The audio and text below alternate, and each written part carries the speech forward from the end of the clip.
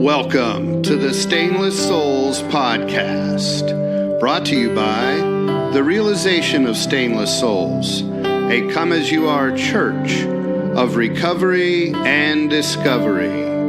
Today is episode 7, Death. What is dying? What is living? I am your host, Bob Hobbs. Is death bad? Is death the final separation between two human beings who love each other? Is death a loss? We envision a series of talks where we would talk about death. However, some recent experiences in real time necessitate that we bring up death now, a little bit early and prior to a large portion of the philosophy that we want to try to share with you is brought forth. So some of the contents of this topic might be a little premature based on the foundation that we have so far built up philosophically. But regardless of where we are in the curriculum or in the teachings, life still happens. Losses still happen. And it can be hard to lose somebody. And very often when a person close to us dies, we begin to question all of the things we've been taught in our life. We question the validity of God, validity of fairness, the validity of salvation, forgiveness. Often we face the prospect of our own death, and we wonder what death will mean to us when that time comes. And then many of us, me for example, will push away the thoughts of the inevitable ending of our presence in the body that we occupy, and try to pretend that perhaps one day the fountain of youth will be found, and I will be able to avoid death. But that's not how it works. The Tibetan Buddhists teach that death will come for each of us as surely as we draw the next breath into our body. Death will come. And we do not get to choose the moment of our death. And thirdly, when that moment comes, no one and nothing can prevent the occurrence of our death. So for all the success and prosperity and power and influence and intellectual influence that we believe we had through life, inevitably death will come. It will come at a time not of our choosing, and no matter what happens, we won't be able to stop it. And the Buddhist teaching goes on really to say that if you can accept that reality, that you're going to die at a time not of your choosing, and none of your power or accumulated wealth will be able to stop it when that time comes. Once you accept that as true, then you can begin to explore what death might be like through meditation. And through that exploration, you can make both your living anticipation of death easier, and the death experience itself, when it comes, will be familiar, making that experience less stressful, less scary. If you think about the beginning of your life in this body, you had absolutely zero input, as far as you know, on the moment of your conception or where that conception took place. You did not give your consent, as far as you know, for who your parents would be, what their demographic would be, where they would live in the world, even what their marital status was. You had absolutely nothing to do with the origin of your life. The time of your birth came without your consent, and you came into this world kicking and screaming. Reminds me of a meme that was on Facebook not too long ago. Two twins were in the womb, and they were having a conversation. And the one twin said to the other twin, "Do you think there's life after birth?" And the other twin said, "No, man. There's nothing beyond the womb. This is as good as it gets." Of course, from their perspective, their death was called birth.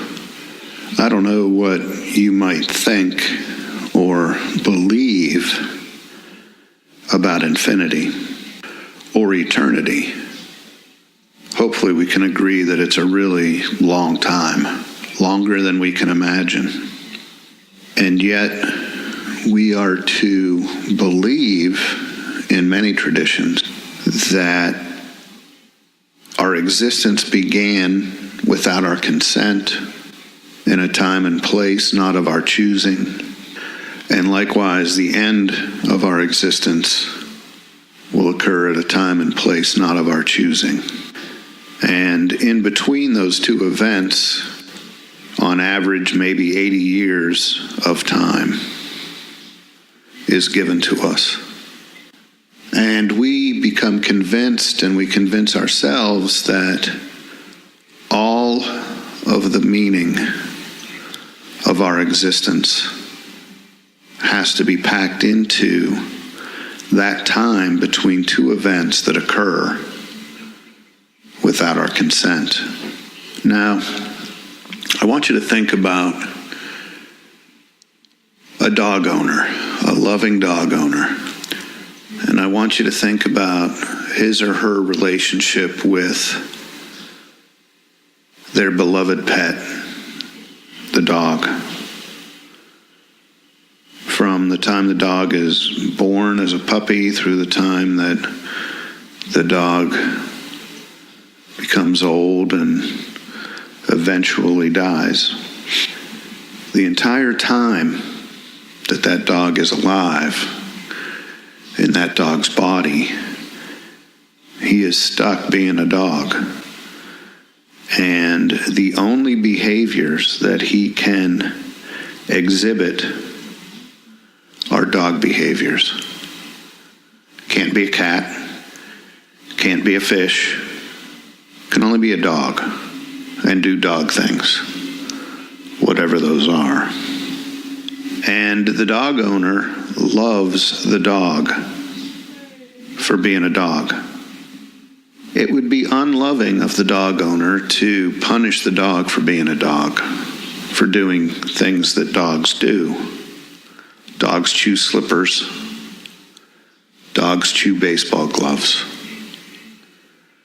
Dogs tear up carpet, furniture. Dogs make messes in places where you don't want messes. But it would be an unloving act for the dog owner to punish the dog for being a dog. The loving dog owner wouldn't be considered a loving dog owner if he punished what he loved for being what he loved. We talked a few episodes ago, maybe episode 3, on the basics of a higher power. And episode 2? It was episode 2, actually. We discussed a higher power, or the basics of a higher power. And in that episode, we talked about the idea that as soon as we give God form, we try to contain God in the idea of a statue or a superhuman or a man with a beard and a staff floating in the clouds. As soon as we do that, we cognitively, in our mind, take away all of his power and all of his immortality and all of his meaning. And that would include taking away all of his love for us. But imagine a scenario, if you will, where God creates in his image what he refers to as his child, and then places that child in a place not of their choosing, surrounded by people and a culture not of their choosing. And he has this child put into the world at a time of cultural and social filth. And the child is born, and then essentially, not only does that child have just 80 years to figure out how to survive in that social filth, but that child also has to figure out how to undo the burden of original sin in that short time of 80 years. And if the child doesn't, in that short time of 80 years, between the moment when they were conceived without their consent and the moment where they die without their consent, then they are sentenced to eternity, forever in hell, burning, unimaginable pain for the rest of forever. So I want you to think about that for a moment. A loving God creates a child in his or her image, puts them in a place where it's very difficult to survive, burdens them with something called original sin, takes them out of that place at a time without their consent, and in between, they have to figure it all out, or else they have to burn in hell forever. Not even a dog owner, not even a poor dog owner, would treat their pet that way. And I think that it's unbelievable, unimaginable, not credible to think that a loving God who created us with love to be a part of his or her creation would put us in such a situation where it is more likely that we be damned than saved. So is it any wonder? Is it any wonder that a great many of us fear death?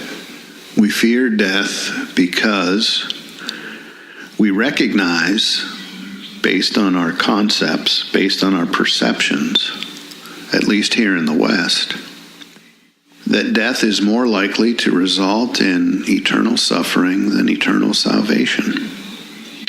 But just because that's what we recognize or perceive to be true does not make it so. And I think I've come to the conclusion myself personally that that whole teaching, that whole philosophy of one single 80-year period in between two major events that happen without your consent is all you get in order to figure it out. before you're damned for all time. Most of the atheists that I know were not always atheists. They were at one time believers. And if you've ever spoken with an atheist, you know that they are quite intelligent. And I think that they came to the conclusion, just like I did, that it is completely illogical to think that a loving God would create a being that it loves, put it in a very difficult situation, and if it failed in that situation, burn it for all time. The difference between an atheist and me is where they decided that it's so illogical that the God of their previous understanding cannot exist. And then one step further, therefore there is no God.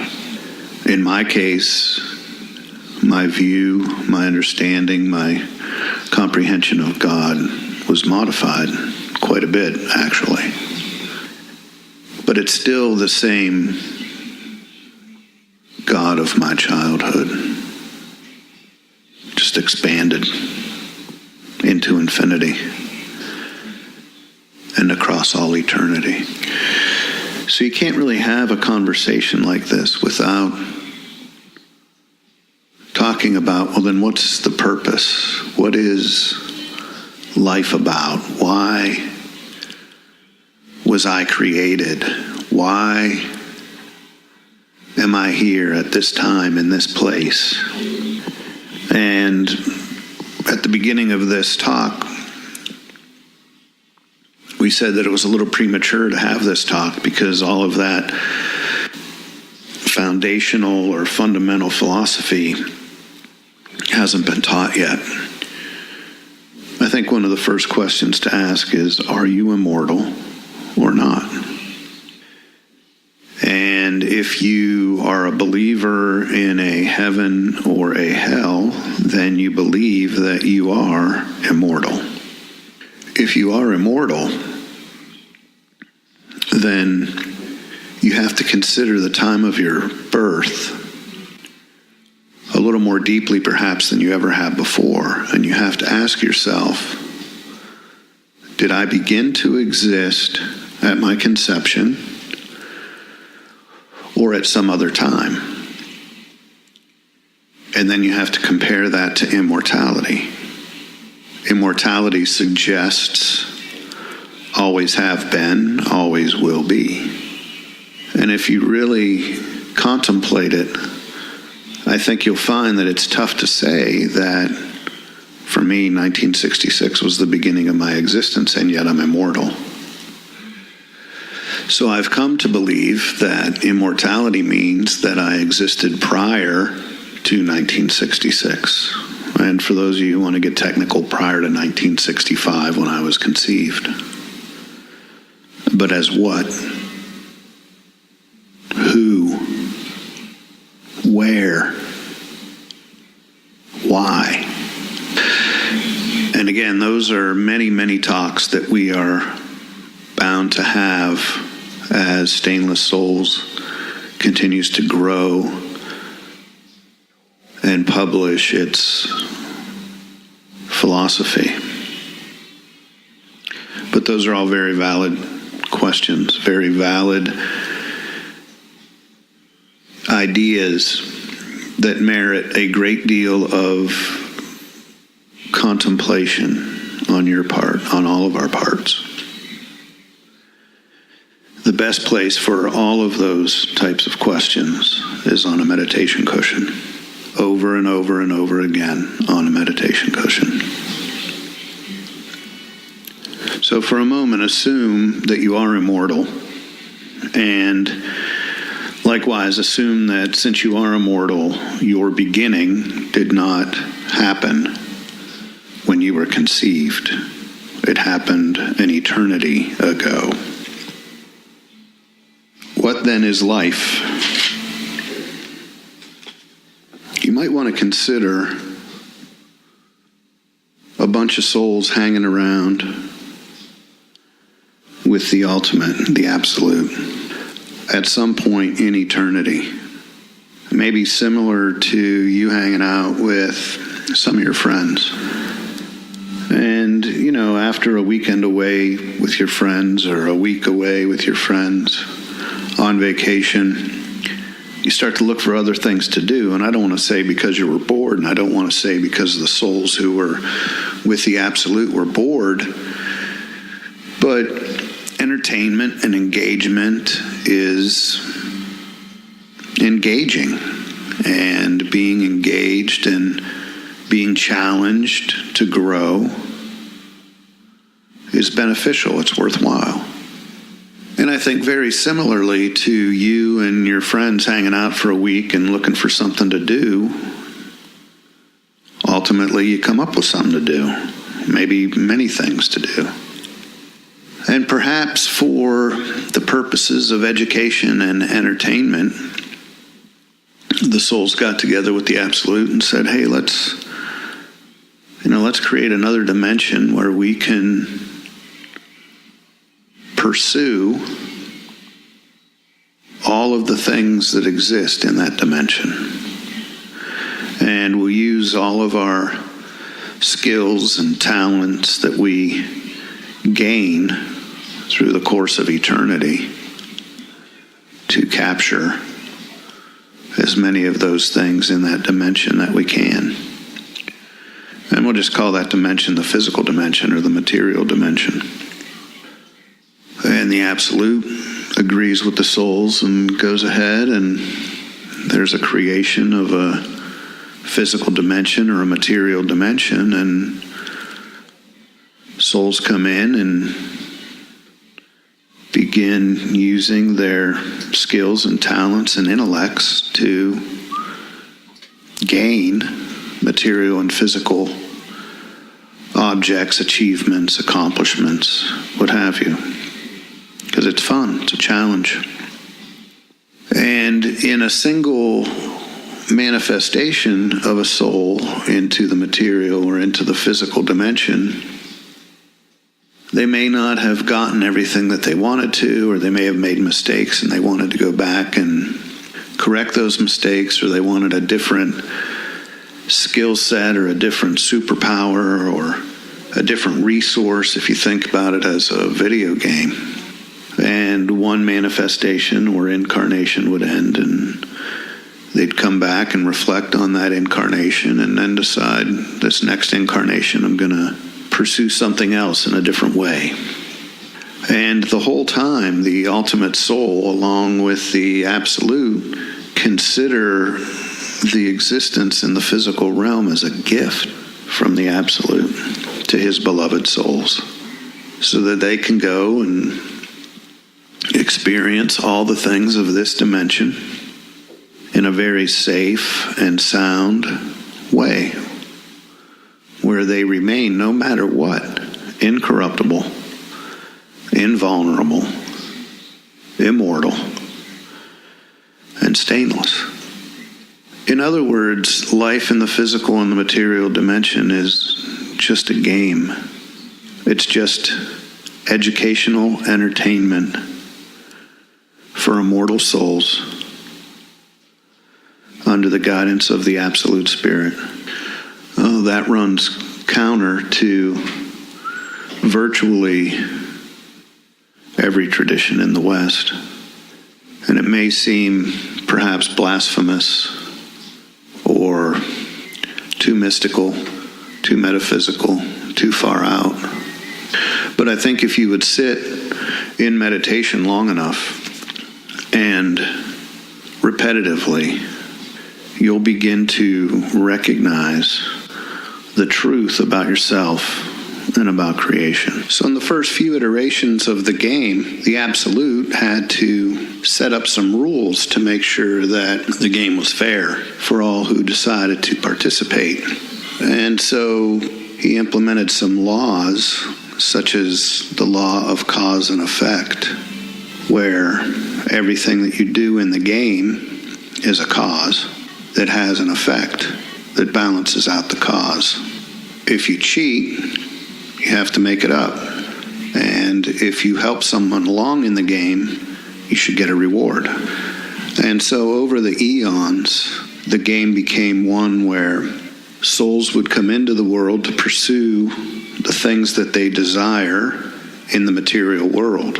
And these things only exist in the material dimension, obviously. And in order to pursue something in the material dimension, you have to have a form, you have to have a body. And in order to participate in the material and the physical, you have to be able to sense what's happening. You have to be able to see, hear, feel, smell, taste, etc. Essentially, the soul has to put on a suit of clothes so that it can experience the physical. That suit of clothes is known as a body. The body that you have now, it allows you to participate in and play the game. And again, the soul's purpose is to acquire the desires that it can only acquire in the material and physical world. Things such as love, sex, objects, wealth, and a variety of experiences. And quite naturally, because the game is being played by many people simultaneously, there are interactions between people. Some of those interactions are mutually beneficial, and some of them are not mutually beneficial. All of them contribute to the cause and effect. So it's said that a soul will continue to come back into the material and physical dimension until all of its desires have been met. And once all of its desires are met, it won't come back anymore. It won't want to come back anymore. The problem with that is that throughout all of the lifetimes that it was pursuing whatever these desires were, it was generating a list of causes and effects. And all of those may not be balanced yet. So the soul who has achieved all of its desires will have to incarnate into another body as many times as it takes to balance out the ledger or the balance sheet of causes and effects. Then, at that point in time when all the desires have been met and the cause and effect ledger has been balanced, the soul no longer has to come back and take on a body and play the game. It has a choice to come back, but it's not required to come back. And at that point, it'll be right back where it started, hanging out with a bunch of other souls with the Absolute. So as far as this particular talk goes, which is about death, I think what you'll find through meditation and continued contemplation on topics such as what is life and what is death, that death is simply nothing more than the soul, which is incorruptible, invulnerable, immortal, and stainless, leaving the suit of clothes, or the body, that it occupied during the incarnation that it started in order to achieve something or accumulate something or to work out its balance sheet of causes and effects. And once that soul leaves the body, it returns to a resting place where it can evaluate the most recent experience inside the game, along with all the other instances of the game that it has played to date, and it can decide what it wants to do next. It may decide it's time to start working out cause and effect, and maybe it'll go to the Absolute and say, hey, I really want to work out some of my debts here. What can I do in order to work out some of these debts? And the Absolute might say something like, well, these two people over here, they're going to play their next instance of the game as a couple. And they've had some experiences where in previous times where they played the game, they were quite unfair to an individual who had learning disabilities. They bullied this person. And so they've agreed to work out some of their cause and effect ledger by being the parent of a person with learning disabilities. So I'm looking for a soul who wants to work out some issues by going back into the game with learning disabilities. And then the soul might say, well, hey, how much of my ledger can I clean up if I go back in with them as their child with a learning disability? And the absolute will give them a value. And then at that point, the three of them will agree and decide to go back in, and the couple will go in at one point, and then 18 to 35 years later, in Earth time, the soul, the object of our conversation, will go back in as their child with learning disabilities. And then the three of them in that instance of the game, or that lifetime, or that incarnation, however you want to refer to it, will work out a significant part of their balance sheet. And then at the end of that instance, the end of that lifetime, they'll be on vacation again in between the material world and the absolute, and they'll evaluate what they want to do the next time, if there has to be one or not, and if there does, what they're going to do. So the suffering of an individual that we witness or experience is serving a very, very important purpose for that individual, and likely for other individuals around him or her. Suffering is never in vain. Suffering is either a voluntary assignment to help yourself and your ledger, or somebody else and their ledger of cause and effects, or it is the absolute calling out to you and making an invitation to you through your reaction to that suffering to join him or her in some important cause that will have some important effect on your existence in all eternity. God doesn't deal with our prayers within a single lifetime. God provides us with that which we need in eternity. What is in the best interest of this soul right now relative to their place in eternity and what they're trying to do in eternity? Regardless of how you think about this talk today, as has been mentioned in other talks, don't take our word for anything. We're not preaching a dogma.